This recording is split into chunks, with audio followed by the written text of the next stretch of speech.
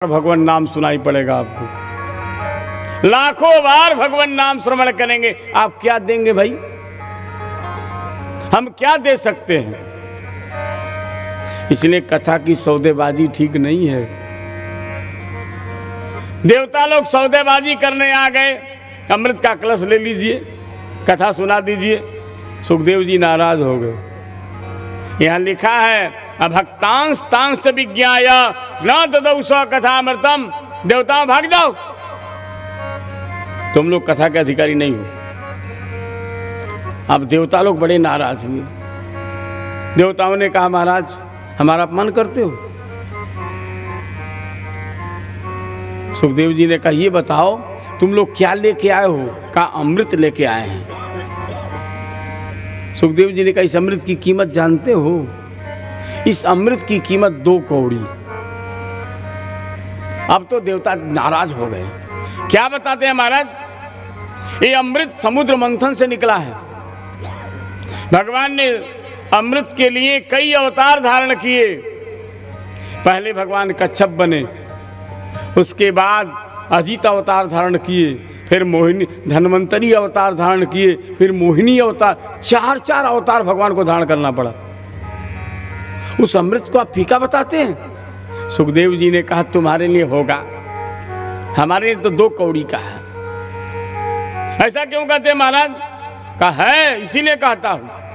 कहा बताओ, सुनना चाहते हो? सुन लो। देखो अमृत की बड़ी महिमा शास्त्रों में गाई गई है, पर अमृत में क्या विशेषता है? नागोच्छिष्टम सुरोच्छिष्टम देह बंधन कारकम काम क्रोधादि वर्धकम को लाभामृते बद। ये जो अमृत है ना, नागों का जूठा है, देवताओं का जूठा है। और जूठा खाना बड़प्पन थोड़ा है। नो सिस्टम का सचित दद्यात, किसी को अपना जूठा नहीं देना चाहिए और किसी का जूठा खाना भी नहीं चाहिए। वो शिष्ट भोजना स्वाना, जूठा तो कुत्ते खाते हैं, आदमी थोड़े खाते हैं। ये जूठा है, नागों ने पिया, देवताओं ने पिया। और दूसरी बात, अगर अमृत पी लिए आप ना तो मरेंगे नहीं। भूल से अगर आपको अमृत मिल गया, पी लिए आप, मरेंगे नहीं। और आजकल के वैज्ञानिकों को कहीं पता लगा कि आदमी मर नहीं रहा है, तो आपको ले जाएंगे लेबोरेटरी में, कहेंगे देखें क्या बात है, कौन सा अंग इसका मजबूत है, क्यों नहीं मर रहा है, तो चीर फाड़ के दुर्दशा भी कर देंगे। देवताओं ने अमृत पिया। आपको पता है देवता स्वर्ग में रहते हैं। आप पुराणों की कथा सुनो, वेद में देखो, सब जगह यही आता है। कभी कौन असुर आक्रमण कर दिया, कब वो असुर आक्रमण कर दिया। देवता लोग भागते फिरते रहते हैं। रावण यावत सुने सकोहा तो देवन तके मेरुगिरी खोहा। सुमेरु पर्वत की गुफा में जाकर दुम दबा के छिप जाते हैं। जैसे रावण की आवाज सुने जाकर छिप गए। अब बताओ ऐसा अमृत पीने से क्या फायदा है? जब छिपके ही रहना है, भयभीत ही रहना है, तो क्या फायदा अमृत लेने से? इसलिए सुखदेव जी कहते हैं देखो अगर अमृत पीना है तो हरिनाम अमृत पीजिए। श्री राधे। सबसे बड़ा अमृत क्या है? भगवान का नाम। धन्यास्ते कृतिनः पिबन्ति सत्यम श्रीराम नामामृतम। इसलिए सब लोग हरिनाम अमृत का पान कीजिए। सुंदर है नाम राम का, सुमिरन तो कीजिए। संतों के संग बैठ के, भक्तों के संग बैठ के हरि नाम लीजिए।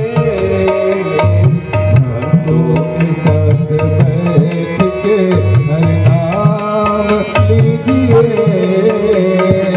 सुंदर है नाम राम का, सुंदर है नाम राम का, सुमिरन तो कीजिए। संतों के संग बैठ के, संतों के संग बैठ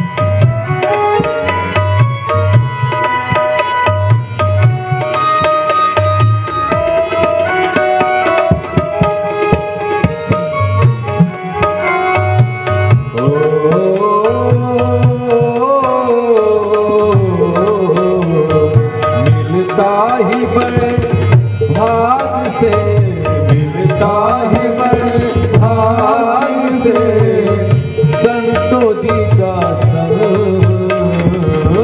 संतों जी का संग। गुरुदेव के चरणों में, गुरुदेव के चरणों में अनुराग दीजिए, गुरुदेव के चरणों में अनुराग दीजिए। सुंदर नाम राम का सुमिरन तो कीजिए।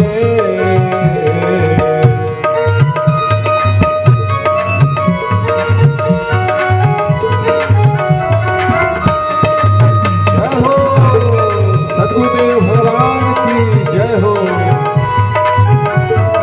संत भगवान की जय हो।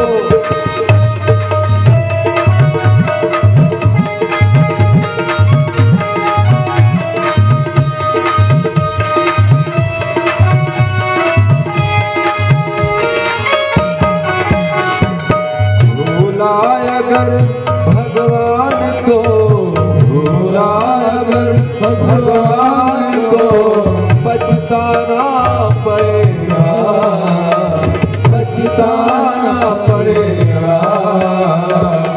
बस एक बार, बस एक बार, बस एक बार मेरा कहा मान लीजिए।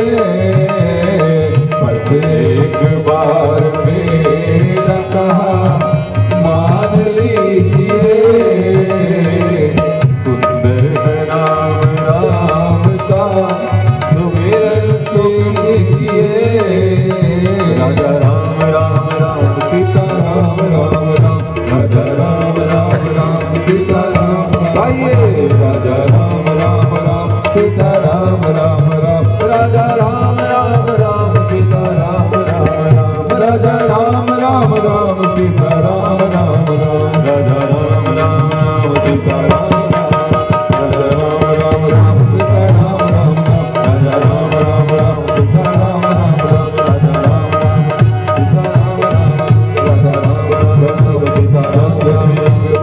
मेरा कहा मान लीजिए। बोले बाल कृष्ण लाल की।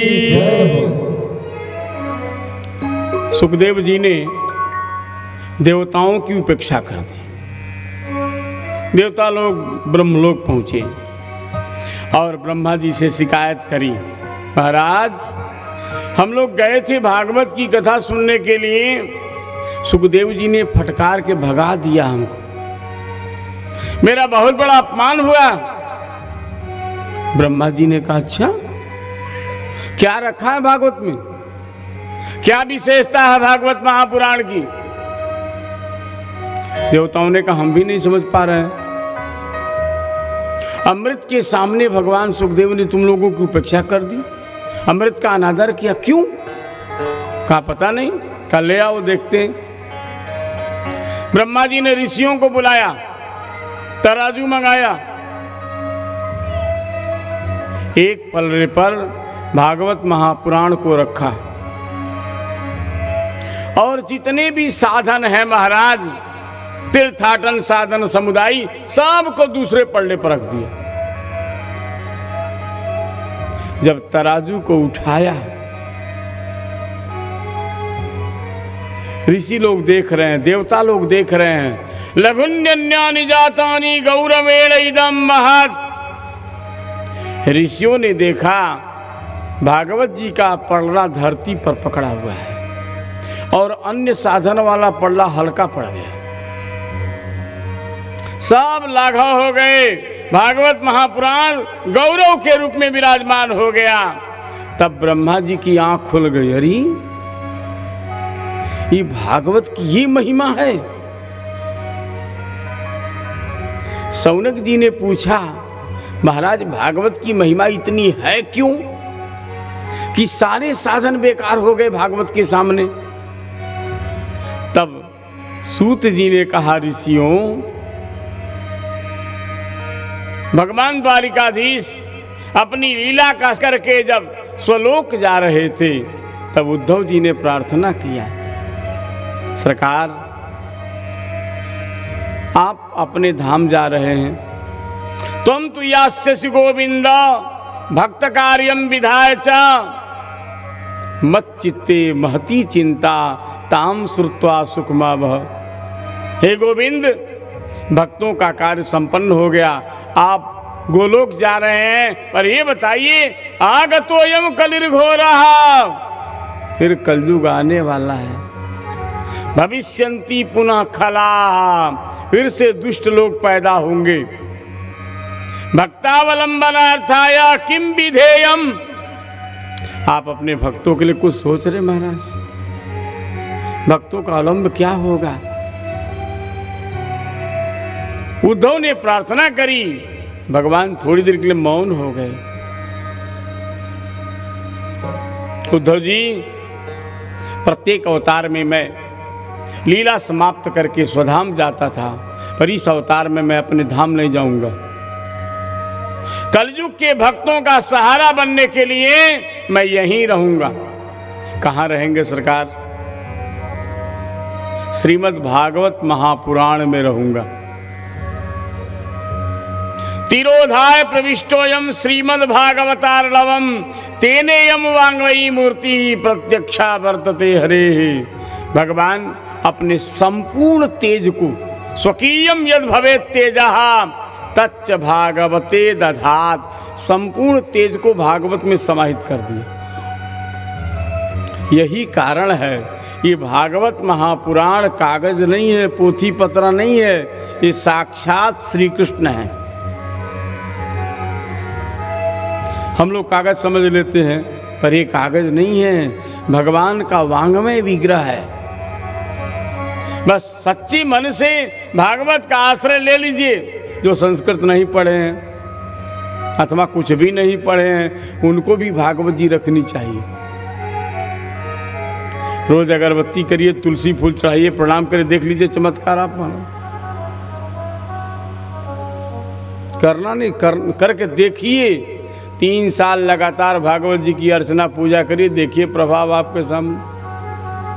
अद्भुत महिमा है, ये साक्षात श्री कृष्ण है। साधन साध्य 17 पुराण फल रूपी श्री भागवत। ये भागवत महापुराण सारे शास्त्रों का सार है। 18 पुराण हैं। 18 पुराणों में जो सम्राट पद है ना, ये भागवत महापुराण को मिला है। चक्रवर्ती सम्राट की गद्दी पर भागवत महापुराण विराजमान है। और पादमं ब्राह्म गृहीत चामर जुगः, एक तरफ पद्म पुराण, एक तरफ इसका ब्रह्म पुराण चमर डुला रहे हैं। राजा साहब गद्दी पर विराजमान है। 12 संबीजितो, 12 पुराण पंखा झल रहे हैं। ब्रह्मांडे नधितात पत्र हस्तो स्कंदादिभे संस्तुतः, ब्रह्मांड पुराण छत्र लेकर के खड़े।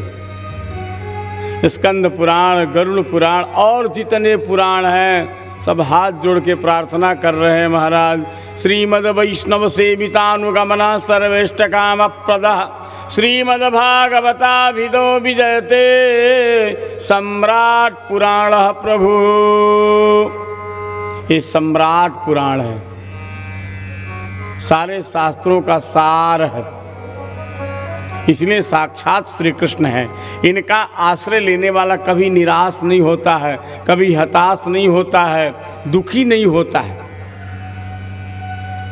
भागवत की कथा सबसे पहले ब्रह्मा जी को भगवान ने सुनाई है, फिर ब्रह्मा जी ने नारद जी को सुनाई है, नारद जी ने वेदव्यास को सुनाई है, वेदव्यास जी ने सुखदेव जी को सुनाई है, सुखदेव जी महाराज ने परीक्षित को सुनाई है, सूत जी को सुनाई और सूत जी से ऋषियों को प्राप्त हुआ। इस कलयुग में ही एक दिन श्री नारद जी महाराज तीर्थ यात्रा करते हुए वृंदावन में पहुंच गए तो क्या देखा, एक युवती स्त्री 1000 स्त्रियों के बीच में बैठी हुई है और बड़ी व्याकुल है। 10 दिक्षु निरीक्षंती रक्षितारम निजम बपू, चारों तरफ देख रही है कोई हमारी रखवाली करने वाला, बड़ी व्याकुल है। अचानक नारद जी महाराज उसी रास्ते से निकल पड़े। जैसे नारद जी को देखा, भो भो साधो क्षुणम क्षणम तिष्ठा, महाराज जी दंडवत, थोड़ी देर रुक जाइए। नारद जी ने देखा सुंदरी प्रणाम कर रही है। नारद जी को आश्चर्य हुआ, समीप में गए और जाकर पूछा, काशित्वम, कौन हो? का विमौचे मां नार्या का पद्मलोचना, देवी तुम कौन हो? ये बूढ़े कौन है? ये सुंदरियां कौन है? तब उस स्त्री ने परिचय दिया, अहम भक्तिर्तिख्याता इमऊ में तनयऊ मतऊ, बाबा जी मेरा नाम भक्ति है, ये हमारे बेटे हैं, ये गंगा जमुना सरस्वती आदि नदियां हैं, हमारी सेवा में लगी हैं, तथापि नच में श्रेयः, फिर भी मैं सुखी नहीं हूं। नारद जी ने पूछा क्यों, क्या बात है? तब भक्ति महारानी ने अपनी व्यथा सुनाई। नारद जी, मेरा जन्म द्रविड़ देश में हुआ, आलवार संतों के मध्य मेरा प्राकट्य हुआ, फिर मैं वहां से चली महाराष्ट्र में, मेरा खूब मान सम्मान हुआ। इस प्रकार यात्रा करती हुई जब मैं गुजरात में गई तो गुर्जरे जीर्णतांगता, गुजरात में जाते ही जीर्ण हो गई। वहां से भगी, श्रीधाम वृंदावन में पधारी। जैसे ही वृंदावन में आई, फिर से ज्योति हो गई। मैं तो सुंदरी बन गई, लेकिन हमारे बेटा बूढ़े हो गए। ये बात समझ में नहीं आ रहा, ऐसा क्यों हो गया? बताओ, मैया सुंदरी हो, बेटा बूढ़े हो, किसको अच्छा लगेगा? होना तो ये चाहिए माँ बूढ़ी हो जाए, लेकिन माँ जवान है, बेटा बूढ़े हो गए, ऐसा क्यों हुआ? ये समझ में नहीं आ रहा। तब नारद जी हंसते हुए बोले, देवी ये वृंदावन धाम है, ये प्रेम नगरी है, यहाँ भक्ति का जलवा है, क्योंकि राधा रानी की नगरी है। और राधा रानी की महिमा आप जानते ही हैं, तीनों लोकन ते न्यारी हो राधा रानी हमारी, तीनों लोकन ते न्यारी राधा रानी हमारी, तीनों लोकन ते न्यारी हो राधा रानी हमारी। सब गाइए, न्यारी राधा रानी हमारी, रानी हमारी महारानी हमारी, रानी हमारी महारानी हमारी, रानी हमारी महारानी हमारी, रानी हमारी महारानी हमारी, तीनों लोकन ते न्यारी राधा रानी हमारी, तीनों लोकन ते न्यारी राधा रानी हमारी, तीनों लोकन ते न्यारी राधा रानी हमारी, तीनों लोकन ते न्यारी राधा रानी हमारी।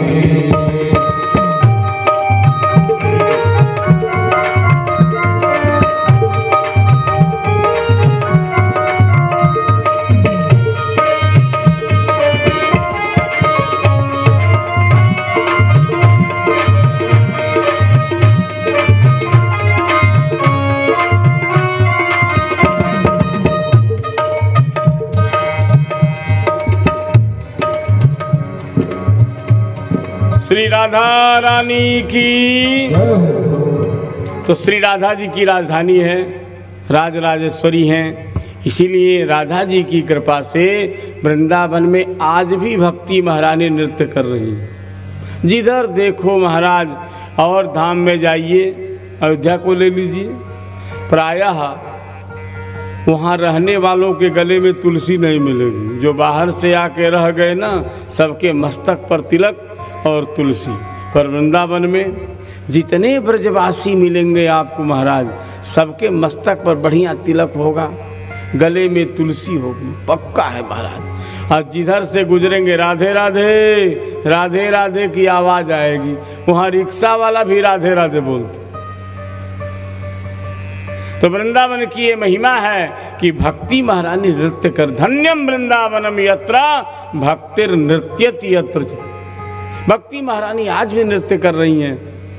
ज्ञान वैराग का सम्मान नहीं है, इसीलिए ज्ञान वैराग बूढ़े हो गए। भक्ति महारानी ने कहा नारद जी कोई उपाय करो। नारद जी ने कहा ठीक है। श्री नारद जी महाराज आए, लगे गीता जी का पाठ सुनाने। वेद वेदांत तो उपनिषद सुना रहे हैं, ज्ञान वैराग को कोई फर्क नहीं पड़ रहा है। गीता जी का जब पाठ सुनाया तो ज्ञान वैराग की आंख खुली, जमाई लिया, फिर सो गए। अब तो नारद जी घबरा गए, व्याकुल हो गए नारद जी, क्या करें, भक्ति महारानी का कष्ट कैसे दूर होगा। देखो कभी कभी जीवन में समस्या आती है, दिमाग नहीं काम करता, क्या करें, कहाँ जाएं। मानस में लिखा है, शंकर जी समझाते समझाते जब थक गए, सती बात नहीं मान रही है। शंकर जी समझा रहे पर वो मान ही नहीं रही है। तो शंकर जी ने क्या किया जानते हो? होई है सोई जो राम रचि राखा, को करी तरक बढ़ावे शाखा, अस कही लगे जपन हरि नामा। बैठ के राम राम करने लगे। जब दिमाग काम न करे तो बैठ के राम राम शुरू कर दो। तुझसे न जो सुलझे तेरे उलझे हुए धंधे, भगवान के इंसाफ पे सब छोड़ दे बंदे। मुश्किलें जो तेरी है वो आसान करेगा, और जो तू न कर सका उसे भगवान करेगा। हरिस्मृति ही सर्व विपद विमोक्षणम। कोई समस्या आवे तो भगवान पर डाल दीजिए, जो हरि इच्छा। ठाकुर जी जो करेंगे अच्छा करेंगे, ये पक्का है, जान लो। भगवान कभी किसी का हित नहीं करते। कबहू बिगड़त ना सुने रामचंद्र के राज। राम जी का जो भरोसा करता है कभी उसका बिगाड़ नहीं होता है। इसलिए नारद जी ने भगवान का स्मरण किया। आकाशवाणी हुई, नारद जी चिंता मत करो, तुम्हारा परिश्रम सार्थक होगा, सत्कर्म करो, महापुरुषों की कृपा होगी, संत मिलेंगे तो सत्कर्म का ज्ञान हो जाएगा। अब नारद जी संत ढूंढने लगे। महात्मा लोगों के पास जाते, महाराज जी बताओ ना क्या करें उपाय। अब जब महात्मा लोग नारद जी को देखते, नारद जी आए हैं उपाय पूछ रहे हैं, तो महात्माओं को लगता है ये देख लो, इनसे बड़ा कोई साधु है क्या। जब इन्हें नहीं पता है तो हम लोग क्या बताएंगे, मौन हो जाते। कितने चले गए रास्ते, आश्रम छोड़ करके महाराज। हाहाकारो महानासीत, साधु समाज में हाहाकार मच गया महाराज। अब नारद जी को लगा कोई मार्ग नहीं मिलेगा। बद्रीनारायण में पहुंच गए तपस्या करने के लिए। जैसे बद्रीनारायण में पहुंचे हैं महाराज, तप करने का मन बनाया, उसी समय सनकादिक ऋषियों का आगमन हो गया। तावत ददर्श पुरतः सनकादीन मुनीश्वरान। सनक सनंदन सनत कुमार सनातन चारों भाइयों को देखा है, और देखते ही महाराज नारद जी गदगद हो गए, प्रणाम किया है। आज हमारा जीवन धन्य हो गया। आज के दिवस की मैं जाऊं बलिहारा, अब मेरे घर आया राजा राम जी का प्यारा। यही दिन संत पाहुने आवत। देखो घर तो सबका दिखाई दे रहा है, पर घर बढ़िया किसका होता है, जिस घर में भगवान की पूजा हो, तुलसी मैया की पूजा हो। घर कितना भी बढ़िया हो, लेकिन अगर संतों का सम्मान नहीं है, अतिथि का अनादर हो रहा है, तो वो घर मरघट है महाराज। जही घर साधु न पूजिए, हरि की पूजा नाही, सो घर मरघट जानिए, भूत बसें तिन मन। जिसमें अतिथि सम्मान नहीं होता है, भगवान की पूजा नहीं होती है, वो मरघट है महाराज। सनकादिक ऋषियों को देखा है नारद जी, साष्टांग दंडवत किया है। अहो भाग्यस्य योगेन, मेरा परम सौभाग्य है आज इतने संतों का एक साथ दर्शन हुआ है। ऋषियों ने कहा नारद जी क्या बात है, मुंह लटका हुआ है तुम्हारा। इदानीम शून्य चित्तोसी, आज तुम बड़े उदास दिख रहे हो, क्या बात है, तुम साधु हो। अच्छा देखो, साधु और दुनिया में क्या फर्क है। साधु एक निरंजन मस्त रहता है हमारा, आगे नाथ न पीछे पगहा। और गृहस्थी में कभी पत्नी बीमार, कभी बेटा बीमार, कभी साला जी बीमार, कभी सासू जी बीमार हो गई, पता लगा फूफा जी का ऑपरेशन होने वाला है, पता लगा फूफा का एक्सीडेंट हो गया है तो जीजा जी बीमार पड़े हैं अस्पताल में भर्ती। मैंने रिश्तों का इतना बड़ा जाल फैला हुआ है महाराज गृहस्थी के सामने। तो गृहस्थी में कोई ना कोई टेंशन बन जाता है, अपने आप आ जाता है महाराज। ये मोबाइल तो और बहुत बड़ा टेंशन का घर बन गया है हमारा। पहले 10 दिन में पता लगता था फलाने बीमार है, अब तो 1 सेकंड में पता लग जा रहा है। वो बीमार है तो है, सुनने वाला भी बीमार हो जाता है। ये मोबाइल सबको बीमार कर दिया है। कम से कम पहले तार भी आता था तो टाइम लगता था, लेकिन अब जो है क्या, पेट में दर्द है तुरंत फोन हो गया पेट में दर्द हो रहा है, और सुनने वालों को भी दर्द शुरू हो गया। बड़ी विलक्षण दशा है महाराज। कहने का मतलब गृहस्थ परेशान हो तो ठीक है, लेकिन एक महात्मा जिसके आगे पीछे कोई नहीं। नारद जी तुम क्यों परेशान हो। तब नारद जी ने कहा महाराज मैं परेशान नहीं हूँ, मुझे चिंता अपनी नहीं है, मुझे भक्ति महारानी की चिंता है। संत दुखी होता अपने लिए नहीं, समाज के लिए। संत का अपना दुख नहीं होता है। नारद जी ने पूरी कथा सुनाई है। ज्ञान वैराग्य बूढ़े पड़े हैं, भक्ति महारानी दुखी हैं, इसीलिए मैं चिंतित हूं। इतना सुनते ही सनकादिक ऋषि बड़े प्रसन्न हुए। नारद जी धन्य हो। अहो नारद धन्योसी विरक्ता नाम शिरोमणि ही, तुम विरक्तों में शिरोमणि है। वास्तव में भगवान के भक्त का यही कर्म है, यही धर्म है। क्या, जहां तक हो सके सबको वैष्णव बनावे, सबको भगवान से जोड़ देवे। अच्छा, वैष्णव बनने में, भगत बनने में कोई खर्चा नहीं लगना है। आप भगवान का भजन करना चाहते हैं, भगत बनना चाहते हैं, तो थोड़ी सी 2-4 जो बुरी आदतें हैं ना, उसी पर कंट्रोल करना है। पहला, आहार शुद्ध सत्व शुद्धि, भोजन पवित्र होना चाहिए। जिसका भोजन पवित्र है उसका जीवन पवित्र है, और जिसका भोजन पवित्र नहीं, देखो भाई जैसा खाओ अन्न वैसा होगा मन। मने से तो सब कुछ होता है। मन एव मनुष्याणाम कारणम बंध मोक्षयो, मन एव मनुष्य मनो हेतु सर्वेशाम इंद्रियाणाम प्रवर्तने। हमारी सारी इंद्रियां मन के इशारे चलती, इसलिए मन शुद्ध होना चाहिए। मन शुद्ध कब होगा, जब अन्न शुद्ध होगा। एक संत बता रहे थे, किसी ने पूछा महाराज जी ये बताओ इस समय भारत में गिद्ध क्यों नहीं दिखाई दे रहे हैं। आप लोगों को दिखे गिद्ध, बताइए दिख रहे हैं? नहीं दिख रहे हैं। क्यों नहीं दिख रहे हैं? एक संत ने बड़ा प्यारा उत्तर दिया, कहा महाराज गिद्ध इसलिए नहीं दिख रहे हैं कि सब आदमी ही गिद्ध हो गए। गिद्ध का काम आदमी करने लगे तो गिद्ध बेचारे शर्मा के भारत छोड़ दिए। गिद्ध मांसाहारी होता है, अब आदमी मांसाहार करने लगा। भगवान ने आदमी को खाने के लिए दुनिया भर के व्यंजन बनाए हैं, और सारे व्यंजनों को छोड़ करके मांस के पीछे मर रहा है, मांस के टुकड़े पर। अच्छा ईमानदारी से बताओ, आपके घर में कोई मर जाए,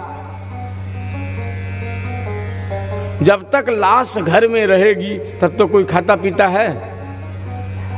लाश जब निकल जाती है, लाश को जला के आते हैं, उसमें भी बड़ा खटकर्म करते हैं। तो लाश को छूने से, लाश के घर में रहने से इतना बड़ा शोक होता है, और उस लाश को तेल में भून के खाते हैं तो कितना बड़ा शोक होना चाहिए।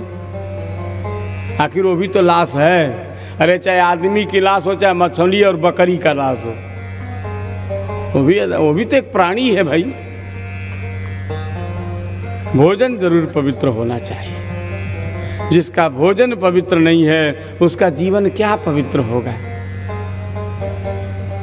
तो भोजन आप लोगों से इसलिए कर रहे हैं, आप लोग प्रयास करो भोजन शुद्ध हो। भोजन, उसके बाद पेय, क्या पीना चाहिए। पीने के लिए भगवान ने पानी दिया है, दूध दिया है, दूध पीजिए, पानी पीजिए, और भी बहुत से अनेक प्रकार के रस हैं, इनको छोड़ करके हम शराब पीते हैं।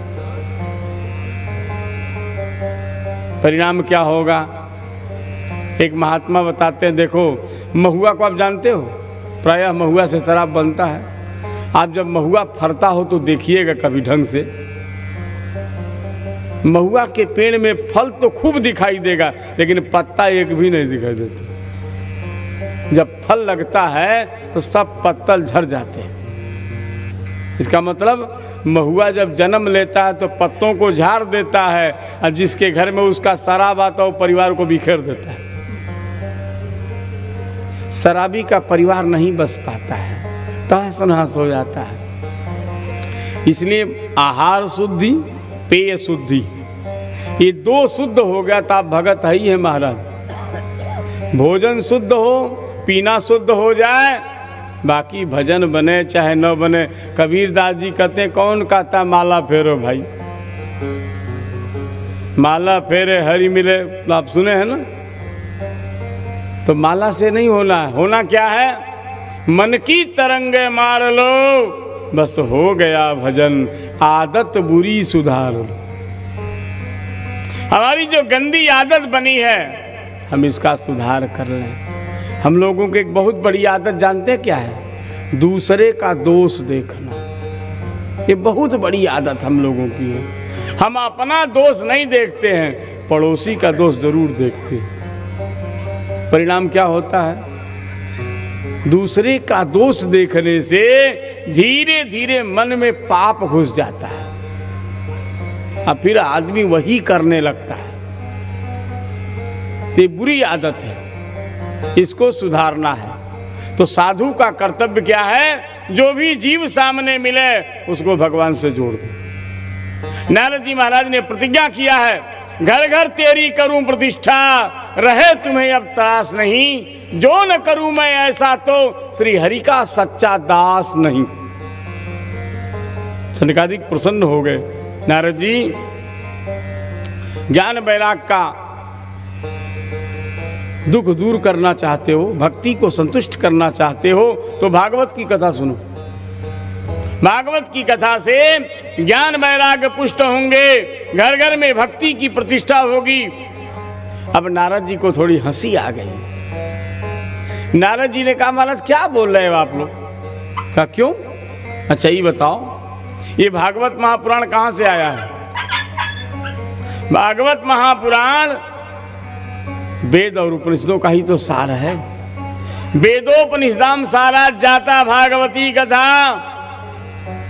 तो वेद और उपनिषदों का जो सार है वो भागवत है। हमने वेद सुनाया, उपनिषद सुनाया, गीता सुनाया, कुछ नहीं हुआ, तो भागवत से क्या होगा। सनकादिक ऋषि मुस्कुराते हुए बोले, नारद जी ये बताओ, तुम गन्ना का रस चखे, बोलो जानते हो गन्ने का रस। कहा महाराज, स्वाद लिया है। गन्ने के रस से चीनी बनती है, ये तो सबको पता है। एक आदमी को मिठाई बनाना है, संजोग से उसके पास खेत में गन्ने लगे हैं और चीनी खत्म हो गया। नारद जी ये बताओ, शक्कर के जगह गन्ने का रस डाल दे तो मिठाई बनेगी कि नहीं बनेगी। भाई वो क्या है, गन्ने का रस से ही तो शक्कर बना है। शक्कर के जगह गन्ने का रस डाल दिया। दीपक जलाना है, दूध से ही घी प्रकट होता है, सबको पता है। दूध से घी निकलता है। अब घी खत्म हो गया तो क्या किया, एक गिलास दूध ले आया और